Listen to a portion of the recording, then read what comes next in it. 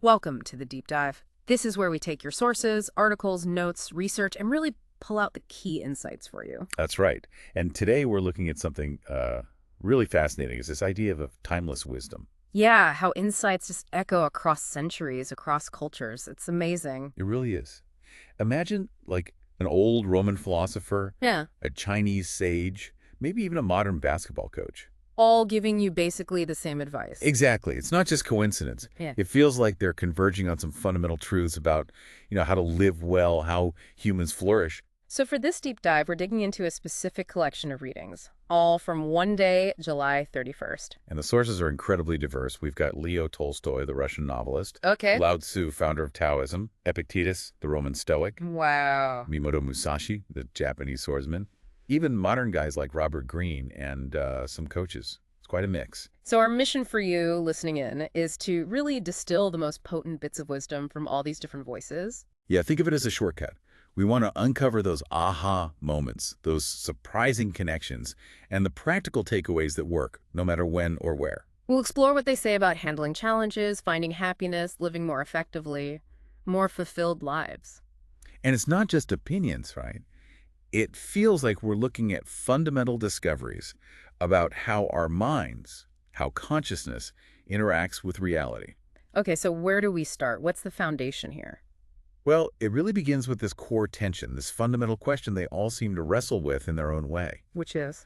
What's the right relationship between our inner state, our thoughts, feelings, and what happens externally? Events, circumstances. The age-old question. How do you find inner peace when the outside world is, well, often chaotic?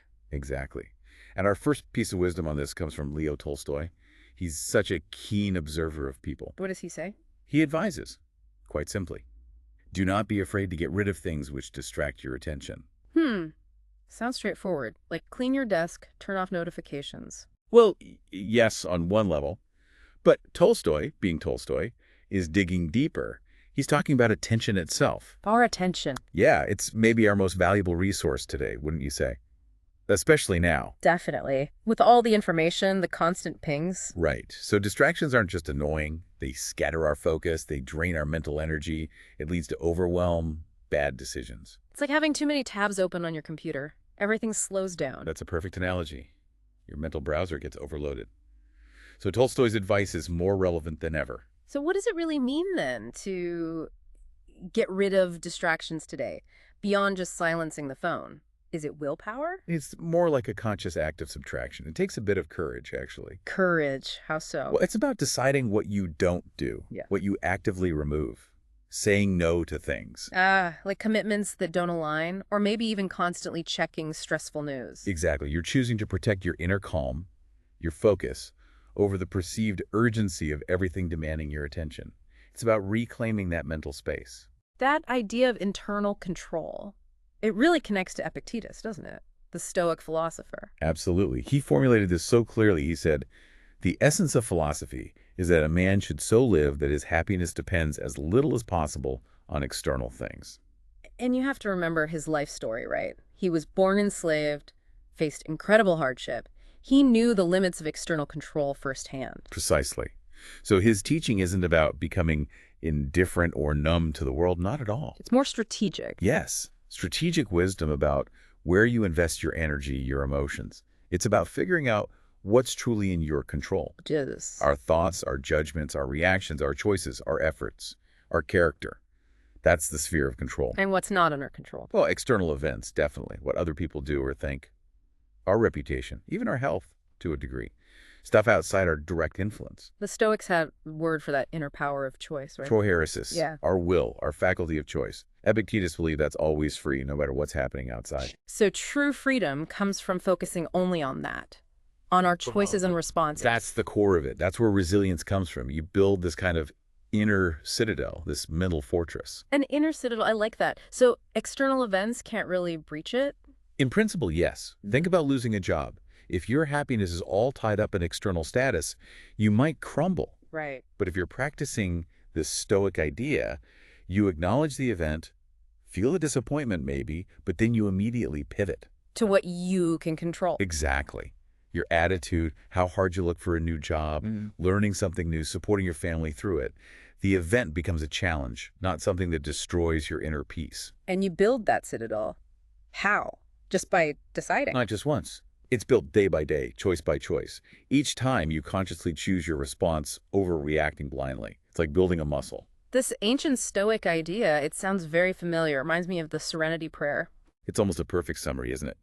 God grant me the serenity to accept the things I cannot change, courage to change the things I can, and wisdom to know the difference. It directly mirrors Epictetus. It shows how practical this philosophy is. And it's not passive resignation that's key. It's an intelligent, almost tactical use of your energy. Knowing where to fight and where to gracefully accept. Right. Like you can't control global events, but you can control how much news you consume, how you treat people in your community, how prepared you are personally. That distinction is incredibly liberating. Okay, let's unpack this. How does this ancient wisdom become a daily practice for us today? How do we actually do it? It starts with awareness. That pause before reacting. The pause. Yeah. When something frustrating happens, you pause and ask yourself, is this truly in my control? Can I actually influence this outcome? Okay. If the answer is no, the practice is to consciously let go of the emotional charge. Accept it as reality, like Musashi advises later about truth. And if it is something I can influence? Then the focus shifts instantly. From worrying or blaming to, okay, what's the next constructive step I can take? It turns anxiety into action. So it's that constant discernment, moment by moment. That's how the inner citadel gets built. Exactly. It's a continuous commitment, building that mental muscle memory. All right, so we fortified the inner world. Now, how do we engage with the outer world? There's this interesting paradox, especially from Eastern thought. Yes, from Lao Tzu, the father of Taoism. He gives this advice that sounds, well, totally backward to many of us. What is it? Act without doing, work without effort. Act without doing, work without effort. How does that even work? We're taught effort equals results, struggle equals achievement. I know, it clashes with that grit and grind mentality. Lao Tzu is introducing Wu Wei, Wu Wei. often translated as effortless action or natural flow. It's not about being lazy, far from it. It's about working with the natural flow of things, with the grain of reality, not pushing against it. Working with it, not against it. Can you give an example? Make it less abstract. Think of a master artisan. A potter at the wheel, maybe. Okay. Their hands move so fluidly, it looks effortless. But they are working. It's just that their actions are so perfectly aligned with the clay, with the wheel's motion, that there's no wasted energy, no fighting. They understand the material, they guide it gently. Exactly. Or think about learning to ride a bike. Oh, yeah. At first, you're tense, you're fighting the handlebars, wobbling all over. You're trying so hard. Then suddenly you relax, find that balance point. And you're just flowing, still pedaling, still steering, but the struggle disappeared. That's Wu Wei in action. Yeah. You achieve mastery not through brute force, but through understanding, practice, alignment. The internal friction just melts away. So the implication for us is find that sweet spot where you're engaged, productive, but not burning yourself out, fighting everything. Precisely. It's about efficiency born from deep understanding and alignment, not just sheer willpower, like guiding a river downstream instead of trying to force it uphill. It's fascinating how this Eastern idea connects with the wisdom of someone like John Wooden, the basketball coach. It really is. Wooden's famous saying, when you improve a little each day, eventually big things occur. That sounds much more down to earth, but is it related? Deeply related. It reflects the same understanding of natural processes. Wooden knew that real, lasting change in skills and fitness and character doesn't happen overnight. It's not about giant leaps. No. He always stressed, don't look for the big, quick improvement. Seek small improvement one day at a time. It's about consistency, patience, small, steady gains. Like compound interest, but for personal growth or skills. Exactly. It's the compounding effect of mindful, consistent, even minimal effort. So whether you're learning guitar, like we mentioned, or building a business, or improving a relationship. The path isn't usually a sudden dramatic breakthrough. It's those tiny steps, taken day after day with intention. That's the paradox, then. The biggest results often come from the smallest, most patient, consistent actions, not from heroic, unsustainable bursts. Beautifully put.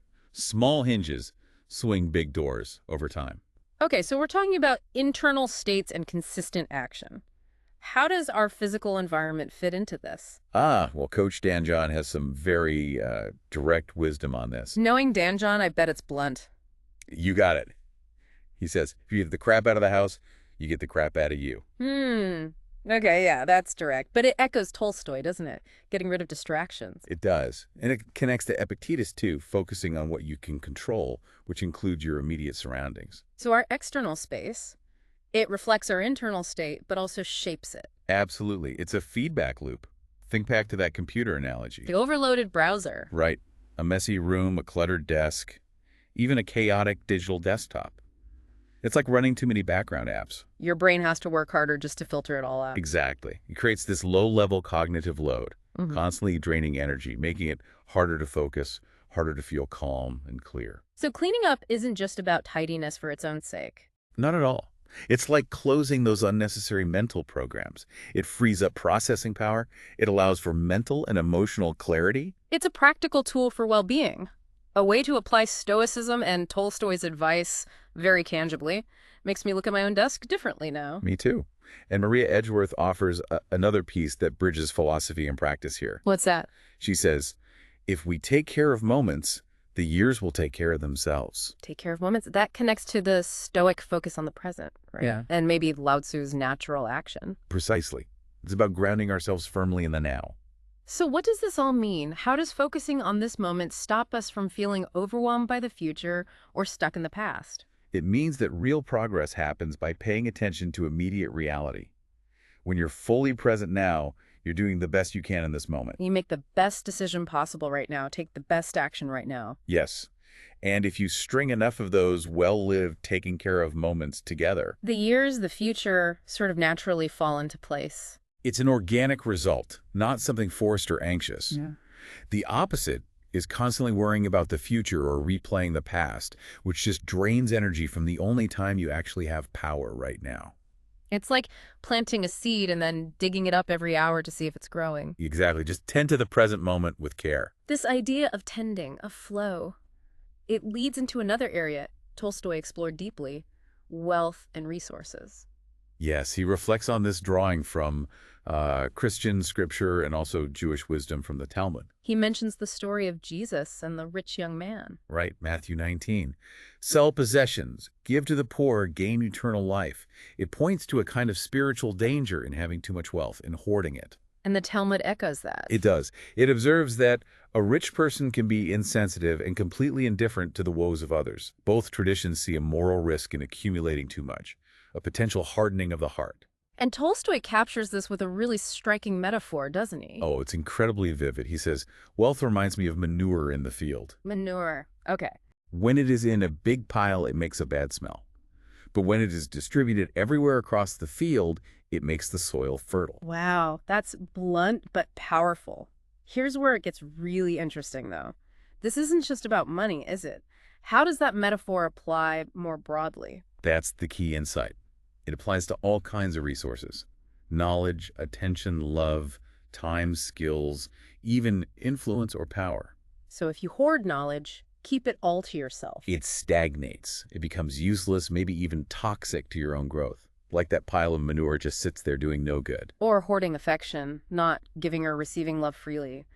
That leads to a kind of spiritual poverty. Exactly. The principle is that health, spiritual, individual, collective, depends on circulation, on movement, on distribution, not static hoarding. Hoarding disrupts the natural flow, the natural cycles. Yes, it leads to decay for the individual and dysfunction for the group or society. It's a principle of flow in any healthy system. And just to be clear, we're exploring the ideas here from the sources, right? Not pushing a specific economic view, but looking at the spiritual and practical points these thinkers are making about resources. Absolutely. It's presented as a spiritual hazard and a principle of natural flow based on the material we're examining. Okay, from resources and flow, let's pivot to something maybe a bit harder edged. Facing reality. Miyamoto Musashi, the swordsman. Japan's legendary swordsman. His wisdom comes from a place of, well, life and death consequences. He says. He states, quite uncompromisingly, truth is not what you want it to be, it is what it is, and you must bend to its power or live a lie. Whoa. Bend to its power or live a lie. That's intense. It's a warrior's perspective on wisdom. Effectiveness, whether in sword fighting or just navigating life, demands you accept reality as it is. No sugarcoating, no wishful thinking. It's about radical honesty with yourself and the world. Completely. Avoid self-deception at all costs. Because if you're not dealing with reality, you're dealing with fantasy, and fantasy gets you defeated in battle or in life. Living a lie makes you ineffective. It's fascinating how this martial philosophy lines up with someone like John Wooden again. Right? Wooden emphasized discipline. He said, control of your organization begins with control of yourself.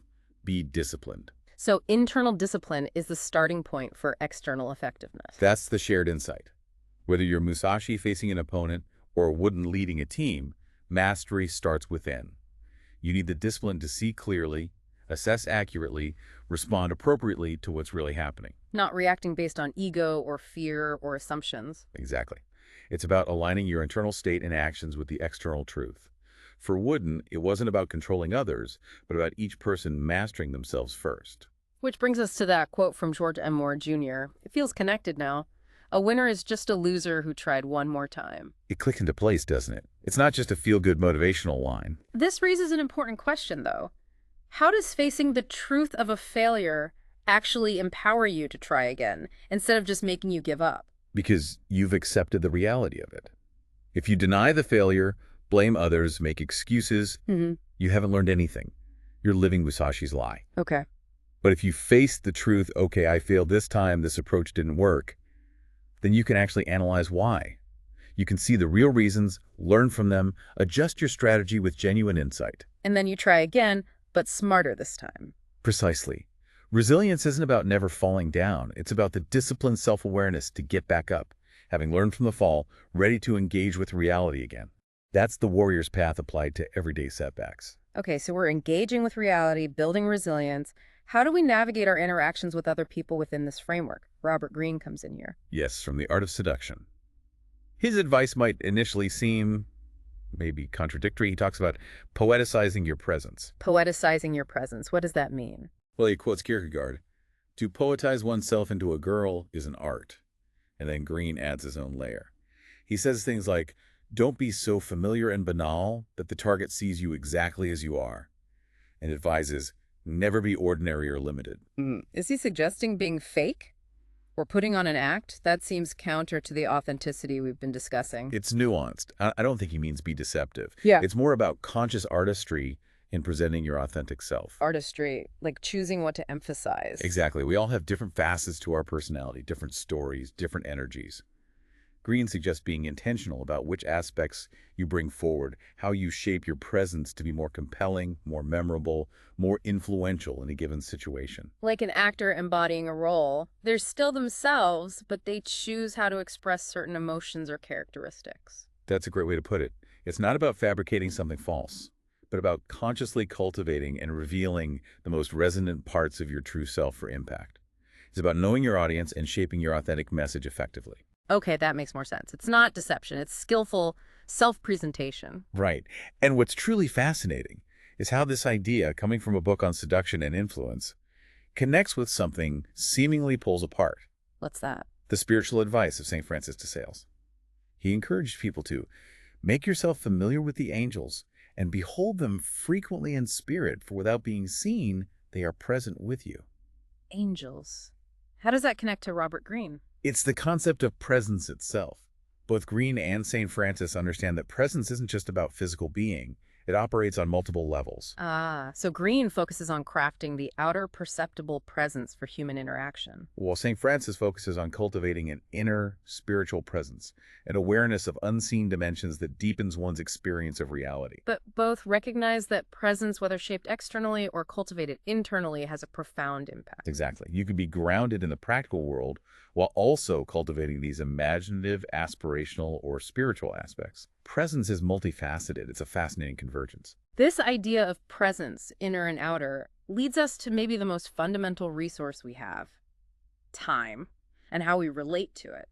Yes, and the Daily Stoic offers a really potent warning here, drawing on that ancient wisdom. What's the warning? When you rush through things, you rush towards death. You rush away from your loved ones and the present moment. Wow. Rushing is rushing towards death. That's strong. It is. It continues. Don't just look to live life day by day. Live life day by night. To live in the present moment is to live forever in a day. Live life day by night. So it's about a fundamental shift in how we experience time. not just rushing from task to task. Exactly. That constant rushing, always focused on the next thing, actually pulls us out of the only time we truly have the present moment. Like being at a great concert, but only thinking about getting home. Perfect analogy. You miss the richness, the depth, the actual experience of life as it's happening. You're not really inhabiting your own existence. And this connects back to Maria Edgeworth's take care of moments. And John Wooden's small daily improvements, they all converge on this. So presence and patience aren't just nice ideas, they're practical necessities. Absolutely. For genuine achievement, for deep fulfillment, for real connection. If you're not present during your small daily practice, you won't learn effectively. If you don't take care of the moments, the years just become a blur. Checking things off a list, but not actually living them. Right. And there's that spiritual dimension too. Being fully present opens you up to insights, to perspectives that are just invisible when you're lost in anxiety about the future or regret about the past. It connects back to the Serenity Prayer's wisdom, or St. Francis's unseen presence. A deeper reality becomes accessible. So what does this mean practically? How do we live day by night and reshape our experience of time? It sounds like it means consciously slowing down at least sometime. Yes, and engaging fully with whatever is right in front of you, mindfully eating a meal, truly listening without planning your reply, deeply concentrating on your work. Savoring the now, recognizing this is life, not just the prep for something later. Exactly. And day by night suggests carrying that mindful presence from our active daytime into the quieter, reflective nighttime too, integrating the whole experience. So time stops being a racetrack and becomes more like a rich landscape to explore. Beautifully said. Yeah. Each moment holds potential, meaning, resonance, rather than just being a step towards the next thing. Okay, so we've covered a lot of ground, drawn from so many different places. What's the big takeaway from this convergence? The sheer power of it. The fact that these insights from China, Rome, Russia, Japan, modern coaching keep pointing to the same fundamental truths about how to live well. It's not just different opinions. It feels like they independently discovered core principles about how humans work, how consciousness interacts with reality. Exactly. These aren't just interesting ideas. They're practical principles that actually work, like discovering laws of nature for human experience. So let's try to summarize those core principles we've extracted from this July 31st reading list. Okay. First, simplify your environment, physical and mental, to cut distractions and gain clarity. That's Tolstoy and Dan John. Right. Second. Focus only on what you can control. Your thoughts, choices, efforts. Accept the rest. That's Epictetus and the Serenity Prayer distilled. Got it. Work with nature's flow, embrace effortless action, and commit to tiny, consistent daily improvements. That's Lao Tzu, Wooden, and Edgeworth in harmony. Okay. Fourth principle. Face reality without self-deception. Accept where you are, be honest about setbacks, and embrace persistence. Musashi's truth, Wooden's discipline, Moore's definition of a winner. Makes sense. Fifth. Circulate resources, don't hoard them. Wealth, knowledge, love, they thrive and flow, stagnate when piled up. Tolstoy's metaphor, drawing on scripture and Talmud. Number 6. Cultivate intentional presence and compelling authenticity. Be mindful of how you present yourself and connect. That's Green's artistry and even St. Francis's deeper presence. And the last one. Stay anchored in the present moment. Don't rush through life. Find richness in the now. The Daily Stoic, Edgeworth, Wooden again. So if we connect this bigger picture back to you, our listener, how does applying all this actually simplify reaching your goals? Let's use that guitar example again. Okay, learning guitar through this lens. Environment first. Clean practice space, phone off, minimize distractions, Tolstoy, Dan John. Control. Focus on learning one chord today, not on becoming Jimi Hendrix by tomorrow. Control your effort, not the speed of mastery. Epictetus, Serenity Prayer. Effortless action, small steps. Practice a little bit every day. Let your fingers learn naturally over time. Don't force it in marathon sessions. Lao Tzu, Wooden. Truth and resilience. Acknowledge when a chord sounds bad. Accept mistakes. Keep practicing even when it's hard. Know that winners just try again. Musashi, Moore. Circulation. Play a simple tune for a friend, even if imperfect. Share the process. Don't hoard it until perfect, Tolstoy. Maybe teach someone else what you just learned. And a present. Enjoy the feeling of the strings, the sound, the process itself. Don't just rush to be good. Savor the learning journey. Daily Stoic, Edgeworth. See how it provides a unified, practical framework? It makes the path clearer, maybe even more enjoyable. It really does. It simplifies things by aligning you with how things seem to actually work. And that's the ultimate invitation here, isn't it? Wisdom isn't just about knowing stuff. It's about developing the capacity to see clearly, act appropriately, and stay present to life itself. These aren't just theories. They're like operating instructions for being human. So here's a final thought to leave you with. Every single moment, every challenge, every conversation, every quiet minute is a chance to practice these timeless principles. Every day offers a fresh start to focus on what matters, be present with the people you care about, and take one small, steady step towards becoming who you want to be, living with both real effectiveness and perhaps a deeper sense of meaning.